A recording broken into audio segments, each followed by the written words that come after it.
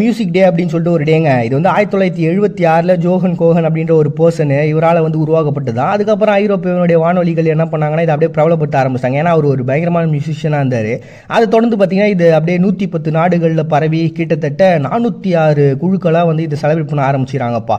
இதனுடைய ஒரு பெரிய விஷயம் இந்த மியூசிக்கை பொறுத்த வரைக்கும் சொல்லணும் அப்படின்னு வச்சுங்களேன், இது மனிதனுடைய இனத்தில் இது எப்போதுலேருந்து உருவாச்சு அப்படின்ட்டு ஆராய்ச்சிகள் நடந்தது. அப்போ டார்வினுடைய கூற்றை வந்து வெளியிட்டார் அவர். 18ஆம் நூற்றாண்டில் அவர் சொன்ன கான்செப்ட் என்னன்னா, மனிதனுடைய பரிணாம வளர்ச்சிகள் இருக்குல்ல, இப்போ நிலம், நீர், ஆகாயம், காற்று அப்படின்னு சொல்லிட்டு அதுக்கப்புறம் அனிமல்ஸ்ன்றதுலாம் பிரிஞ்சு வந்ததுல இந்த மாதிரி நம்மளுடைய உயிர் தோற்றத்துக்கு தேவையான ஒன்றாவே இந்த இசையும் சேர்ந்து பரிணமிச்சிருக்கலாம் அப்படின்னு சொல்லிட்டு அந்த அளவுக்கு இன்டெப்த்தாக இதை பற்றி ஆராய்ச்சி பண்ணாங்க. ஏன்னா இந்த இசையை பொறுத்த வரைக்கும் பார்த்தீங்கன்னா கிட்டத்தட்ட மனுஷனுடைய இனத்தில் 40,000 வருஷத்துக்கு முன்னாடிலேருந்து இருக்குதான். சும்மாலாம் சொல்லுங்க, தொல்பொருள் ஆராய்ச்சியை கண்டுபிடிச்சிக்கிறாங்க. ஒரு கரடியோட தொடை எலும்புல வந்து பார்த்தீங்கன்னா புல்லாங்குழல் மாதிரி ஒரு வாட்டியை போட்டு அதை இசையை கருவியை யூஸ் பண்ணியிருந்துருக்காங்களாம்.